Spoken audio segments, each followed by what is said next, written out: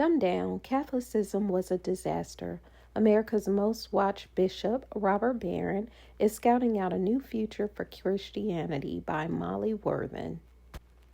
When Nick Chancey was a boy in West Virginia, he didn't have much time for Christianity. He spent the occasional Sunday hiking into the woods with his father to offer a cup of milk and a handful of quarters to forest fairies. His dad kept a small Buddhist statue at home and dabbed in Native American spirituality and, quote, Druid and Celtic stuff, unquote. Chelsea told me, quote, it was not uncommon for the Baptist preacher in his Sunday best to show up at our doorstep and for my dad to cuss the guy off the porch because he was saying we were going to hell, unquote.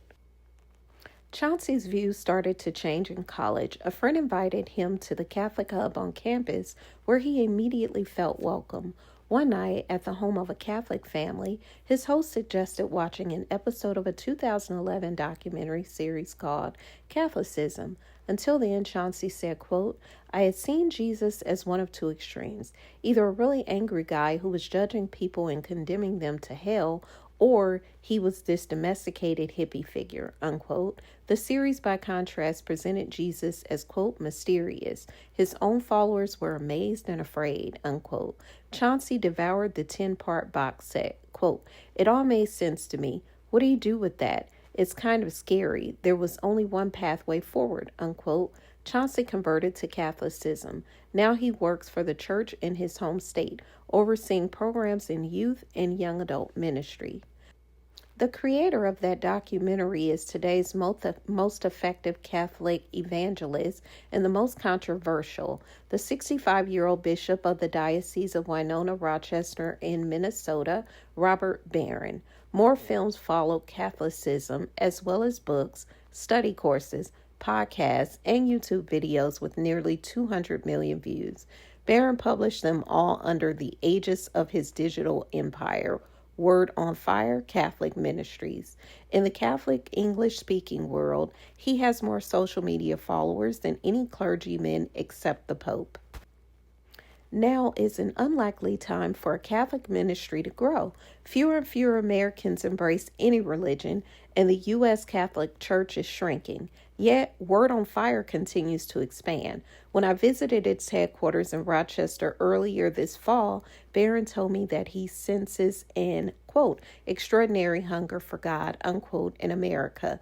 But, quote, beige Catholicism, unquote, won't satisfy it.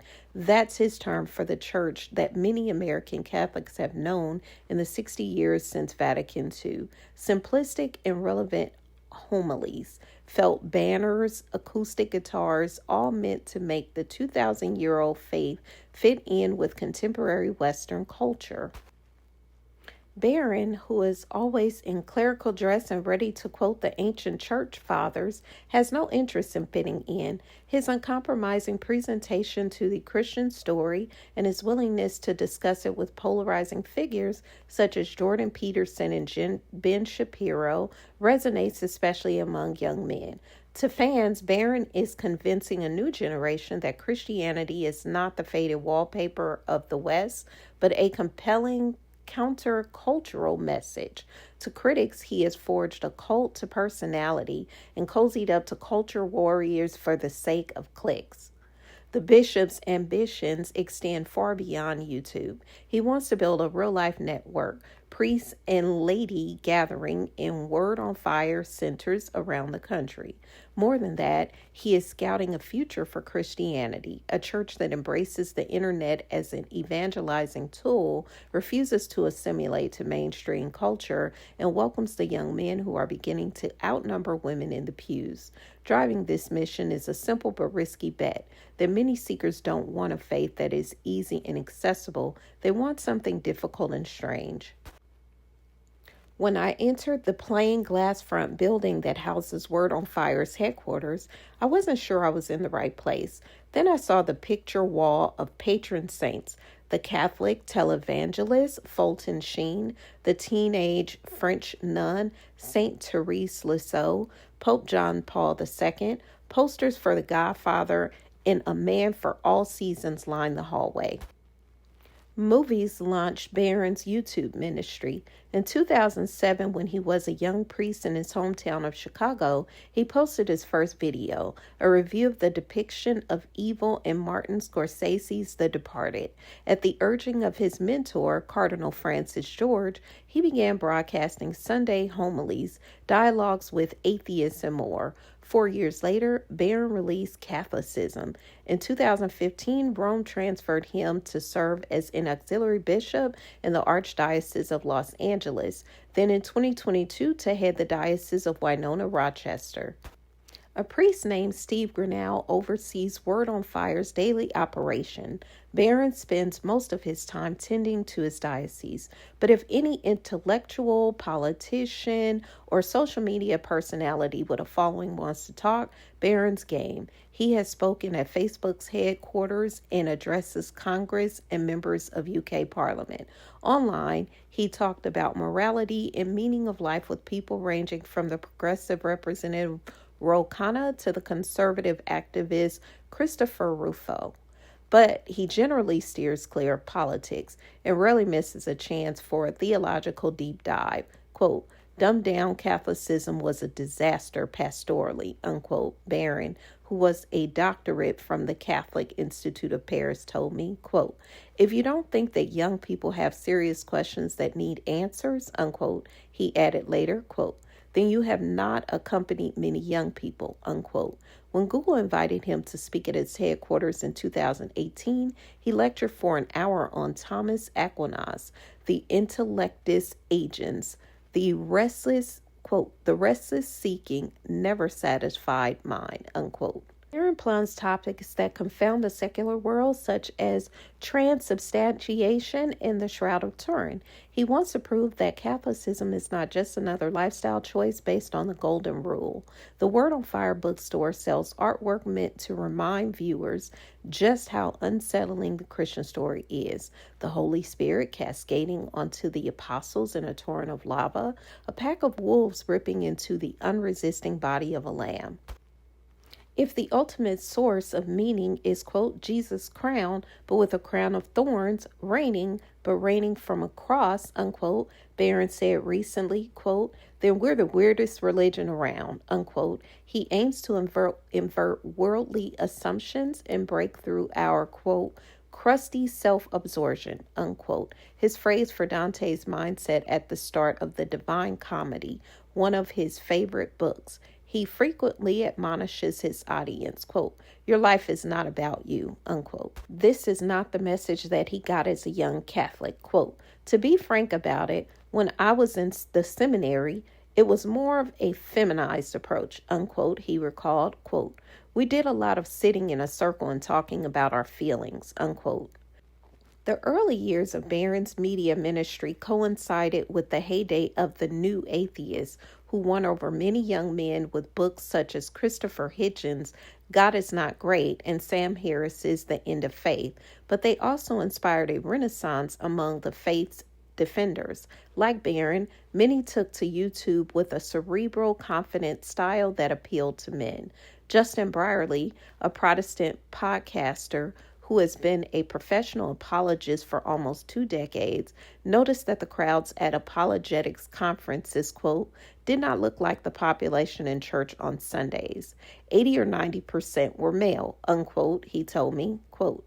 In a funny way, the New Atheists helped bring men back to church because the church had to respond, unquote.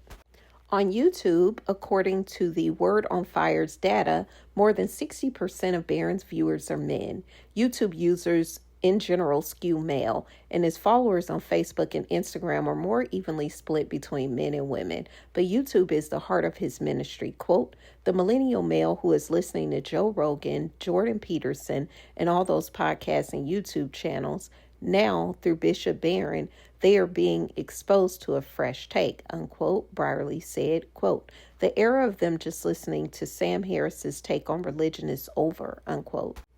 For at least 300 years, clergy have fretted about how to get men to go to church. Women's dominance in the pews has been one of the most reliable sociological facts of the Christian world, but that's beginning to change. Among the college-educated, Men are now slightly more likely than women to attend church every week. The political scientist Ryan Burge analyzed the numbers and found that 69% of male college graduates younger than 40 claim a religious affiliation, compared with only 62% of women. Some pundits argue that as gender norms shifted and women started outnumbering men in universities and the white-collar workforce, men have grown resentful and nostalgic for patriarchy, so they seek it in traditional religion. J.D. Vance is the country's most famous Catholic convert, and the story of his rightward shift might seem like a template for all Gen Z and millennial men interested in Christianity. But framing this trend as bitterness and backlash misses the deeper reality. Many young men feel unmoored, lonely in a time of weakening social institutions, unsatisfied and overworked by an accelerating professional rat race, alienated by political tribalism. Quote, "Men my age, we don't have the social organizations that our fathers or grandfathers did," unquote. Torin Dodaro, a Barron fan who converted to Catholicism from Protestant background, told me, quote, "We're adrift," unquote. Over the past decade, both the left and the right have tried to fill the void with morality tales that treat unfettered individual freedom as sacred and split the world into victims and oppressors. Those stories are getting stale. Darren Geis was drawn to Barron's ministry when the atheistic worldview he grew up with stalled out. After graduating from Princeton, he moved to Sierra Leone to work for UNICEF, where he focused on women's health and children's rights. He found himself debating with Christians and Jews about how to justify the universal human rights he sought to protect. He stuck to non-religious arguments, quote, "But I came to the conclusion that these have a weak foundation," unquote. He told me, quote, "or a foundation that borrowed from Christianity," unquote. Eventually, Geis went to law school and joined a firm in New York. The job left him feeling, quote, "intellectually dead," unquote. He said, quote, "A lot of us are in these jobs that are soul-sucking, intellectually draining, and menial. Even when they are elite-sounding, they are menial jobs. We don't feel fully alive," unquote. During long commutes, he started listening to Jordan Peterson, whose lectures weave together Jungian psychology, the quest for purpose, and the Bible. Then he discovered one of Barron's podcasts. This is a common story. Peterson does not call himself Christian, but his fascination with the biblical narrative, not to mention his taste for menswear emblazoned with Orthodox icons, compels secular listeners to take a closer look at Christianity. Algorithms then guide them to Barron. Geis realized that he had, quote, "been fed this milquetoast version of Christianity, not the deep, rich version that's actually there," unquote. His spiritual journey took some surprising turns, but Barron played a major role. Geis entered the Catholic Church in 2020. Joining a religious community, submitting to its rules, and learning its traditions is hard. I could find no data to indicate how often Barron inspires listeners to put down their phones and start going to church. Progressive critics are skeptical that he's much better than podcast bros like Joe Rogan at guiding young men toward, quote, "ethical heroism," unquote, and Christian virtue. After the actor Shia LaBeouf, once a self-described, quote, Sam Harris TED Talk, Christopher Hitchens guy, unquote, began investigating Catholicism, Barron invited him onto his show. The liberal Catholic press criticized Barron for failing to confront LaBeouf about past run-ins with the law and accusations that he abused former girlfriends. Those who watched the interview might see it differently. Although LaBeouf had said that, quote, "many of these allegations are not true," unquote, he readily confessed to Barron that his egotism had inflicted, quote, "pain and damage on other people," unquote. If Word on Fire makes a point of embracing troubled men, perhaps the ministry bears a burden on extra vigilance, especially in a church with an extensive record of abuse. In 2022, the ministry fired a producer after investigating allegations of sexual misconduct in his personal life. The former staff member has denied the allegations. Several employees resigned, citing a, quote, boys club, unquote, culture. Although Barron swears off the culture wars, some of his conversation patterns have made their names trolling the left. Quote, what I want to say to Barron is, you're participating in this culture of grievance. That's the problem. That's the complicity, unquote. Michael Sean Winters, a writer for the National Catholic Reporter, told me. He warned of the risk of, end quote, online existence where the algorithm favors anger and easy hostility, not wisdom and truth, unquote. Barron receives criticism from the right as well when he says, echoing Pope Francis, that, quote, we have a reasonable hope that we will be saved, unquote. Conservatives here say. In their view, he is too supportive of liberal priests and does not spend enough time condemning homosexuality. Eric Sammons, the editor of Crisis magazine, called Barron, quote, an uncritical, enthusiastic defender of all things Pope Francis, unquote, who follows, quote, only the letter of orthodoxy, not its spirit, unquote. Both the left and the right find fault with Barron. The feeling is mutual, quote, I don't like Catholic progressivism. I never have. I don't like rad tradism. I never have, unquote, he told me.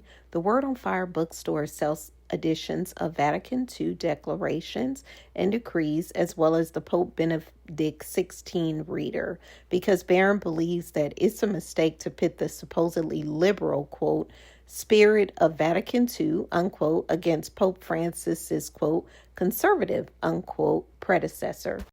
Ultimately, concerns about ideology bother Barron's detractors less than his taste for empire building. His tweeting, TikToking, and branded merchandise don't sit well in a church that stresses humility and hierarchy.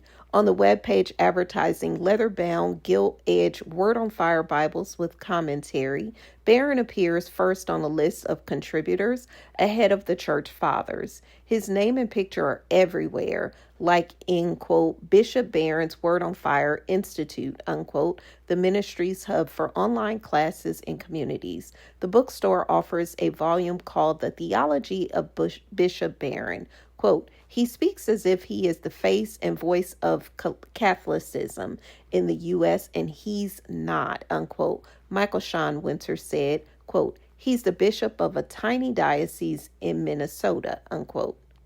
This is one of the paradoxes of Christian history. Entrepreneurs with healthy egos tend to make great evangelists for a faith founded by an impoverished, self-denying carpenter. Like any of the church's evangelistic enterprises over the centuries, Word on Fire's success is hard to imagine without its opportunistic and occasionally immodest founder. Barron's long-term goal is to grow the online communities affiliated with Word on Fire Institute, about 25,000 people, into a religious order that operates across the country. Quote, I'd like it to continue after me, unquote, he said, quote, that's why I'd like it to be institutionalized both at the lay level and the clerical level, unquote. Quote, he envisions Word on Fire centers in major cities, quote, where people can receive instruction and inspiration, unquote, modeled in part in Opus Dei, an organization that has dozens of centers across the United States and which some view as secretive and controlling. He waved off such concerns, quote, the last thing I want is to be cult-like, unquote. Barron's vision is bigger, quote, the whole idea is to evangelize the culture, unquote, he said, quote, it's not to turn inward into some kind of self-protective cocoon. It's to go out to the world and engage in it, creatively and enthusiastically, with panache and intelligence. This is what we do, unquote. Molly Worthen is a historian at the University of North Carolina at Chapel Hill and the author of the forthcoming book Spellbound, How Charisma Shaped American History from the Puritans to Trump. Original story from The Atlantic, linked in the description below.